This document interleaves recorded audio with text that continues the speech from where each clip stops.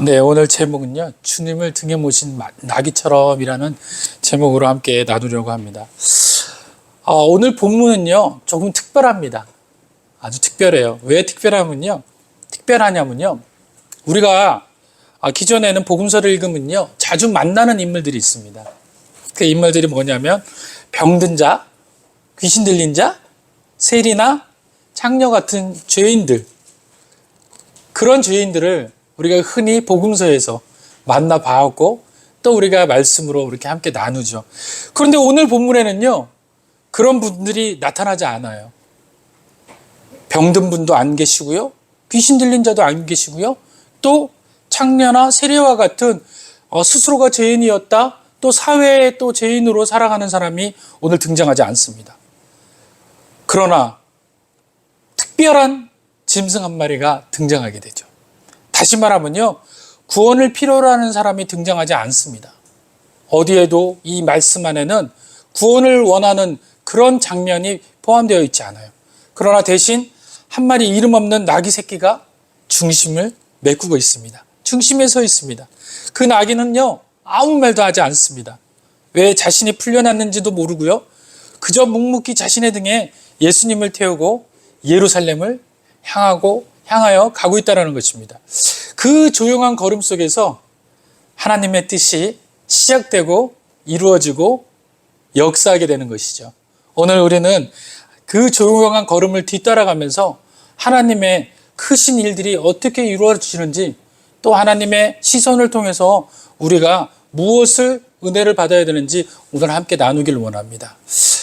우리는 이 장면을 너무도 잘 알고 있습니다. 오늘 본문 여러분들 그 상반절에 1절서부터 5절까지 읽었지만 사실은 이 말씀은요, 11절까지 연장되고 있죠. 11절까지 모두 읽게 되면요, 어떤 장면이 나오는데, 어떤 장면이냐면요, 우리들이 너무도 잘 알고 있는 많은 사람들이 종려나무 가지를 흔들면서 이렇게 이야기합니다. 호산나, 주의 이름으로 오시는 이여. 가장 높은 곳에서 호산나라고 이야기하는 장면이죠. 하지만 오늘 우리는 이 본문을 다시 봐야 합니다. 그리고 지금 저와 여러분들이 다시 한번 주목해야 될 필요가 있죠. 그리고 스스로에게 물어봐야 되는 일들이 몇 가지가 있습니다. 반드시 이 본문을 다시 보면서 스스로에게 물어봐야 될 질문들을 기억하시길 바랍니다. 먼저는 이 본문에서 나는 무엇을 보고 있냐라는 겁니다. 여러분들이 이 본문을 함께 저와 나눌 때 여러분들의 시선은 어디에 있고, 또 이 본문을 통해서 무엇을 생각하고 또 무엇에 집중하고 있습니까? 환영하는 군중들입니까? 환호하는 군중들의 여러분들이 시선이 가 있습니까? 아니면 불편한 얼굴로 그 장면을 바라보는 바리새인들입니까? 여기에는요, 군중들만 있는 것이 아니라 그것을 계속해서 지켜보고 무언가 문제를 찾으려는 바리새인들이 그곳에 있더라는 겁니다. 여러분들의 시선은 환호하는 군중의 시선으로 예수님을 바라보고 있습니까? 아니면 불편한 시선으로 오늘 이 시간에 참여하고 있습니까? 또 아니면 여러분들의 시선은 예수님을 태운 나귀에게 있습니까? 왜 예수님은 나귀를 타셨지? 저분이 왕으로 등극하고 또 저분이 메시아라면 왜 나귀를 타고 있지? 당연히 왕과 메시아라면 당연히 타고 있어야 될 것은 나귀가 아니라 말이어야 하는 것입니다. 만약에 여러분들의 그 시선으로 예수님이 타고 가시는 그 나귀에게 시선이 가 있다면 여러분들 그 생각에 그 끝을 다시 한번 되짚어 보기를 간절히 원합니다. 다시 정리하면 여러분들은 환호하는 군중입니까? 아니면 불편해하는 바리새인입니까? 아니면 그것도 저것도 아닌 여러분들은 그냥 하나의 관중으로서 나귀 새끼를 바라보고 있는 시선에 머물러 있습니까? 아니면 그 모든 시선, 그 모든 장면을 지켜보시는 하나님 시선이 보이시기를 하십니까? 오늘 저와 여러분들에게 제가 이 얘기를 드리는 것은 여러분들, 우리는 하나님 시선으로 이 장면을 한번 기억해 보길 필요가 있을 것 같아서 오늘 이 말씀을 시작하는 겁니다. 여러분들, 거기에 있는 군중도 아닌, 무리도 아닌 그곳에서 멀찍이 떨어져 있는 성도로서 하나님 시선으로 이 장면을 한번 보자라는 거예요. 하나님께서 그 사건의 그 시간대에 보고 계신 그 모습을 보면서 우리는 하나님의 감정이 어떻을까, 하나님의 마음은 어땠을까 하는 생각들을 한번 우리 함께 나눠보기를 원합니다. 그렇습니다. 오늘 우리가 붙들어야 할 것은 제가 조금 전에 이야기했던 하나님의 시선입니다. 그 시선은 묵묵히 순종하며 예수님을 태운 그 나귀에게 머물고 있었습니다. 마태복음 21장 2절 3절에는 이렇게 이야기하고 있죠. 예수님께서 제자들에게 말씀하시는 장면입니다. 너희는 맞은편 마을로 가라. 그리하면 매인 나귀와 나귀 새끼가 함께 있을 것을 보리니 포로 내게로 끌고 오라. 만일 누가 무슨 말을 하거든 주가 쓰시겠다 하라 하시니, 예수님은 나귀가 어디에 묶여 있는지, 누구의 것인지, 어떻게 쓰실 것인지 모두 알고 계셨습니다. 여기서 주가 쓰시겠다 하라라는 헬라어는요, 호키리오스 아우톤 크레안 에케이, 호키리오스 아우톤 크레안 에케이, 이것을 직역하면요, 그들의 주가 그것을 필요로 하신다라는 뜻입니다. 이것은 단순한 요청이 아니에요. 가가지고 누구도 어떤 주인에게 이 나귀 새끼를 좀 빌릴 수 있을까요? 라는 요청이 아닙니다. 당연히 어떤 이야기합니까? 하나님의 절대적인 주권 선언하는 명령입니다. 명령. 다시 말하면요, 그것은 내 것이다. 나는 지금 그것을 쓸 것이다 라는 거예요. 그것을 요청하면서 빌려가는 입장이 아니라 당연히 하나님께서 만드신 창조물 중에 하나인 나귀를 오늘 사건 가운데 쓰시겠다라는 거예요. 주인께서 부르시겠다라는 것입니다. 그렇다면 우리는 이 말씀 앞에서 묻지 않을 수 없습니다. 나는 지금 무엇에 묶여 있습니까? 만약에 내가 나귀라면 나는 지금 어디에 묶여 있냐라는 겁니다. 돈에 묶여 있습니까? 명예에 묶여 있나요? 자식에게 묶여 있나요? 또 다른 여러 가지로 묶여 있습니까? 그렇다면 여러분들 오늘 그 묶인 곳에서 주님께서 쓰겠다라고 이야기하실 때 여러분들은 어떻게 반응할 수 있을까요? 하나님이 부르실 때 나는 풀려나 그분의 손에 들릴 수 있을까요? 아니면 여전히 풀리지 못한 그 메인 줄에 내 스스로가 묶여있는 상태로 놓여져 있을까요? 내 삶은 정말 하나님께 쓰임받을 준비가 되어 있습니까? 오늘 이 질문을 우리 마음속에서 시작을 해야 될 시기입니다. 그리고 주님 오늘도 그와 같은 저와 여러분들에게 이렇게 말씀합니다. 주가 쓰시겠다. 주가 쓰시겠다. 다시 말하고 무엇입니까? 그들의 주가 그것을 필요로 하신다는 겁니다. 그것은 내 것이니까 내가 그것을 내 마음대로 쓰겠다라는 겁니다. 오늘 저와 여러분들에게 주님이 이렇게 이야기합니다. 내가 너희를 쓰겠다라는 거예요. 준비되었느냐? 라고 이야기하는 것입니다. 그 말씀에 들었을 때 나귀는 풀려나게 되었고요. 그 나귀는요, 풀려난 그 순간에 아무 말도 하지 않았습니다. 예수님을 태우고 묵묵히 그냥 길을 걸었다라는 것이에요. 사실 나귀는 정말로 예민한 동물입니다. 낯선 사람을 태우면요, 움직이지 않거나 거부하기도 한다고 해요. 또 그것뿐만이 아닙니다. 낯선 사람을 애당초 태우지도 않는다고 그래요. 그래서 나귀를 교육할 때는 반드시 그 옆에 누가 있어야 되냐면 나귀의 어미가 있어야 되는 거예요. 그래서 나귀의 어미에게 먼저 짐을 지우는 모습을 나귀에게 충분히 보여준다고 얘기해요. 그리고 이 나귀의 어미를 통하여서 여러 가지 환경들을 접한 이후에 마음의 준비가 되었을 때 그때 나귀에게 조금씩 짐을 옮긴다고 해요. 그러지 않고서는 절대적으로 어린 나귀는 그 짐을 들 생각도 안 하고 그것이 주인이라고 하더라도 그것을 거부한다는 겁니다. 굉장히 고집불통인 것이 이 나귀예요. 그런데 오늘 이 나귀는 전혀 저항하지 않습니다. 그저 침묵 속에 주님의 길을 함께 걷습니다. 본문에는 멍에를 한 번도 메어보지 않은 그런 나귀다라고 쓰여 있어요. 다시 말하면요, 이 멍에를 메어보지 않는다라는 그 뜻은요, 순전하다라는 뜻을 가지고 있어요. 때묻지 않았다.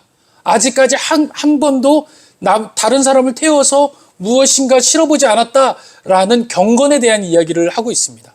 그 경건에 대한 이야기들을 오늘 이야기를 하고 있는 거예요. 또한 어떤 이 이야기를 하고 있습니까? 나귀의 침묵은요, 동물의 본능이 아니에요. 오늘 이 나귀가 가지고 있던 자기의 본능을 제어하고 또 이 본능에 대해서 충실하지 아니하고 본능을 거스르는 또 다른 무언가의 힘을 경험하고 있는 것입니다. 그것은 무엇이냐면요, 바로 믿음의 상징이며 순종의 모범을 오늘 이 나귀에게 주님께서 적용시키고 계시다라는 겁니다. 할렐루야. 이 말씀은요, 본문을 무엇이다라고 이야기합니까? 4절에 보니까 이는 선지자를 통하여 하신 말씀을 이루려 함이었더라 라고 이야기하고 있어요. 예수님께서 나귀를 선택하고 나귀가 또 예수님을 태울 수밖에 없는 그 사건은요, 이미 구약시대에 선지자를 통해서 이야기해왔던 겁니다. 그 이야기가 바로 이루어지는 사건을 오늘 우리들, 저와 여러분들이 보고 있는 겁니다. 나귀도 스스로를 자기가 본문 안에, 또 자기가 성경 안에, 또 자기가 구약에서 이루어졌던 그 일 안에 역사를 이루는 그 중심에 서 있다는 걸 알지 못하지만, 그러나 명령권자인 하나님의 말씀과 예수 그리스도의 통치에 그냥 순종하고 마는 것입니다. 그것이 믿음의 상징이고 순종의 모범이라는 거예요.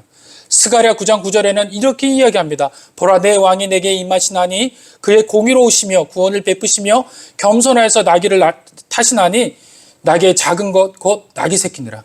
이것을 여기서 겸손하여서라고 히브리어는 뭐라고 표현하냐면요, 단순한 성격상의 겸손이 아니라 자기를 낮추고 순복하는 능동적인 겸손을 뜻합니다.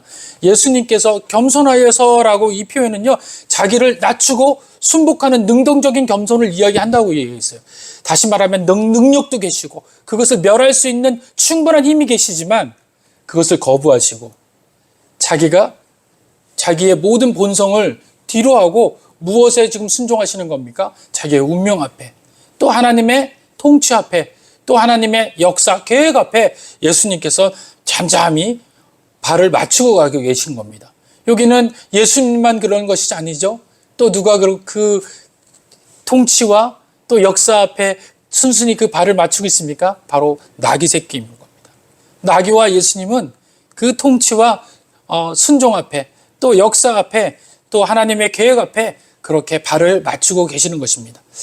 그 나귀는 자신이 누구를 태우고 있는지조차 몰랐을지 모릅니다. 하지만 그의 등 위에는 세상의 죄를 지신 하나님의 아들이 계셨습니다. 여러분들 그 나귀의 새끼를 한번 생각을 해보세요. 그 위에 어느 날 갑자기 누군가 앉기 시작할 때 이 나귀는 분명히 그 예수님을 바라보고 한번 내 등에 한번 타봐라. 내가 가만히 안 있을 거야. 나는 아직까지 한 번도 누구를 태워본 적이 없어. 그러니 한번 타기만 해봐. 내가 가만히 안 있을 거야. 내 성질이 어떤지 모르지? 한번 맛 좀 봐봐. 타기만 해봐. 라고 어쩌면 이런 마음도 가졌을지도 몰라요. 그러나 예수님이 타는 순간 나귀의 마음은 그 가지고 있었던 본능의 마음이 사라지고서 믿음의 마음이 생기고 순종의 마음이 생긴 겁니다. 태워봤더니 틀린 거예요. 태워봤더니 아무렇지 않은 겁니다. 태워봤더니 너무도 자기가 스스로 이분을 태웠다라는 것에 대해서 자기도 모르게 감사하게 되는 겁니다. 왜 그랬을까요? 그 이유는요, 등 위에 올라타신 예수 그리스도의 모든 움직임과 느낌이 자신에게 전달되었기 때문에 그렇습니다. 나귀 등에 타고 계신 예수님의 흐느낌과 나귀에 타고 계신 예수님의 그 마음의 울림들이 고스란히 나귀 등으로 전달이 되고 나귀에게 알게 되어지는 겁니다. 예수님 타오기 전에는 예수님이 누군지 몰랐지만 예수님을 태우고 난 다음에는 예수님이 누군지를 알게 되는 거예요. 그리고 저 많은 사람들이 예수님을 향해서 호산나 부르짖고 있는데도 불구하고 이 나귀는 그 부르짖음이 왜 부르짖는지 알지 못하지만 등 뒤에 타고 계신 예수님의 그 흐느낌과 움직임, 그 숨소리와 그 심장 박동 소리를 고스란히 느끼는 이 나귀로서는 저들과 예수님의 사이를 짐작하고 또 예수님의 심정을, 또 마음을 몸으로 알게 되는 것이죠. 오늘 저와 여러분들이 예수님의 마음과 예수님의 느낌들을 알게 된다면 아마 우리는 분명히 이 나귀와 같은 순종과 믿음의 마음으로 바뀔지 모릅니다. 오늘 그런 의미에서 믿음과 순종의 마음으로 우리가 오늘 이 본문에 대해서 집중할 필요가 있다라고 제가 서두에 말씀드리게 된 겁니다. 그렇습니다. 그 무게를 감당하고 걸었던 침묵의 걸음, 그것이 곧 순종입니다.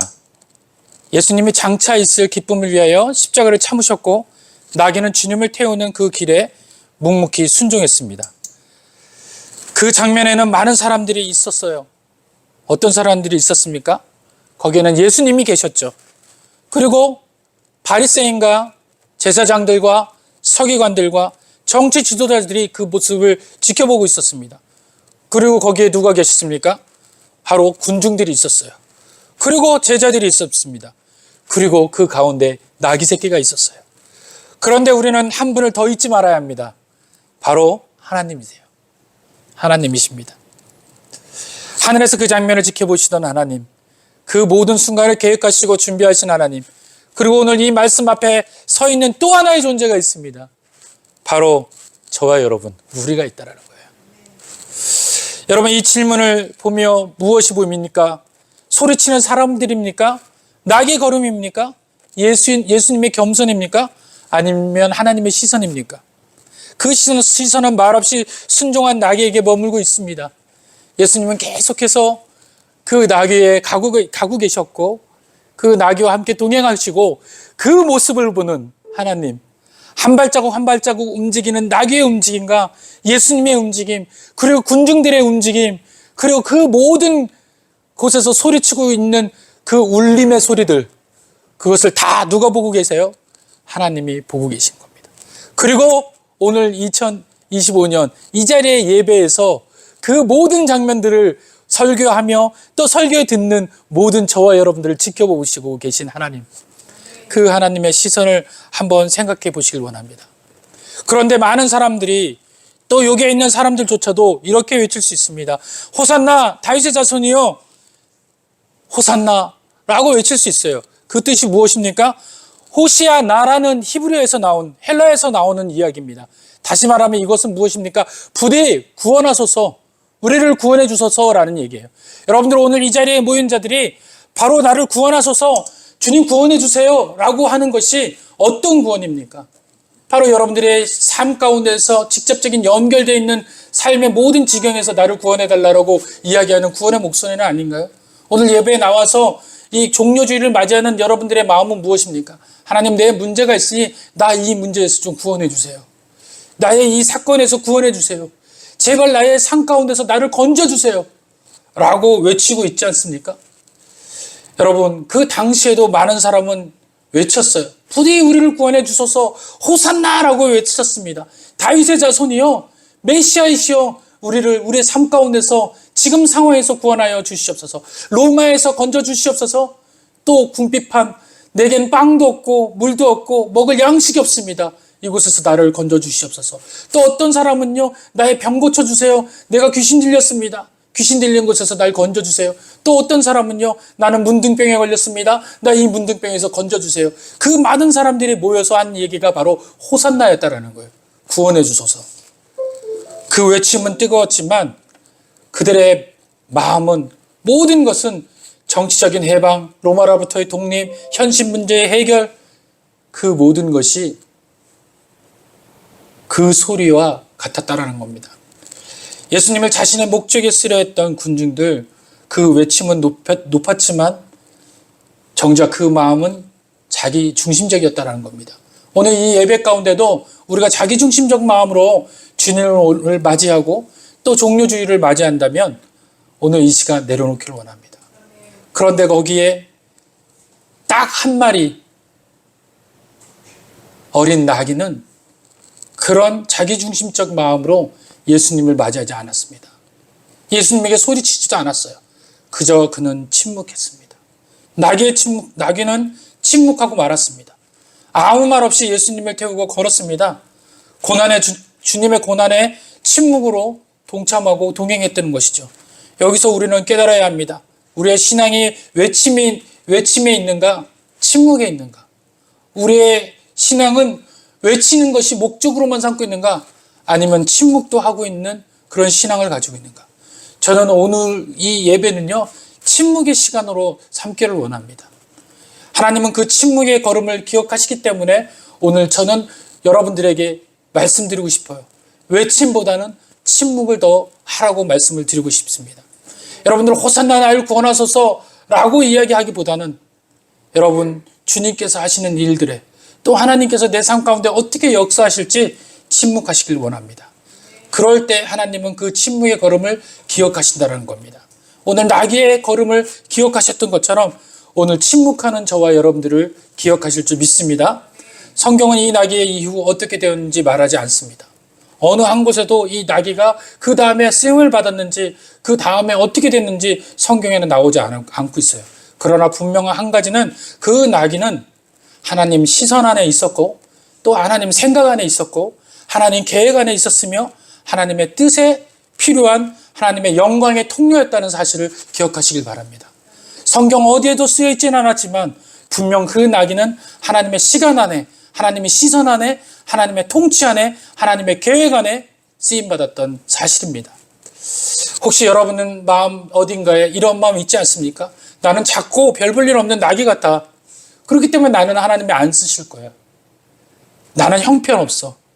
어떻게 내가 하나님의 생각에 또 하나님의 눈에 시선 안에 들 수 있을까? 나는 아닐 거야 라고 생각한다면 여러분들 그 모든 생각들을 내려놓길 바랍니다. 하나님은 바로 그와 같은 나귀와 같은 저와 여러분과 같은 자를 쓰시고 계신다는 겁니다. 그곳에 하나님의 계획이 있고 하나님의 마음이 있고 하나님의 통치가 있습니다. 그리고 하나님의 시선이 있다는 것을 잊지 마시길 바랍니다. 오늘 그 나귀를 쓰신 하나님이 오늘 저와 여러분들을 쓰시고 있다라고 이야기하시는 것입니다. 하나님은 그 작은 순종을 통해 인류 구원의 길을 여셨습니다. 작은 나귀의 발걸음을 통해 체구도 낮고 처음 써본 그 나귀에게 역사를 맡겼다라는 겁니다. 예수님은 역사하셨죠. 그리고 예수님의 십자가를 질 때까지 그 나귀는 예루살렘을 향하여 뚜벅뚜벅 걷게 되었던 것입니다. 오늘 저와 여러분도 하나님의 손에 들릴 수 있습니다. 믿습니까? 세상에 환호하는 자를 기억합니다. 세상은 많은 사람들 중에서 존경받는 자를 기억하죠. 사람들은 그런 자들을 큰 목소리를 따릅니다. 하지만 하나님은 묵묵히 순종하는 자를 기억하십니다. 세상을 따르는 자에 속하실 겁니까?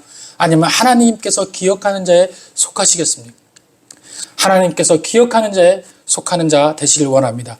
그리고 오늘도 들려오는 그 음성, 저와 여러분에게 이렇게 이야기하고 계십니다. 주가 쓰시겠다. 내가 너를 쓰겠다라고 이야기하시는 겁니다. 그 말씀이 지금 여러분과 저를 향해 하나님의 부르심임을 기억하시길 원합니다. 잠시 눈을 감고 마음으로 질문해 보길 원합니다. 잠시 여러분들 눈을 한번 감아볼까요? 나는 지금 무엇에 매여 있습니까? 여전히 세상의 중심에 매여 있습니까? 세상의 환경 속에 매여 있습니까? 그래서 주님이 부르시는 그 순간도 그 음성에도 반응하지 못하고 있나요? 나는 정말 주님의 등에 모실 수 있는 삶을 살고 있습니까? 또 내 마음은 여전히 환호만을 원하는 것인가? 아니면 순종을 준비하고 있는 것인가? 그리고 이렇게 고백해 보십시오.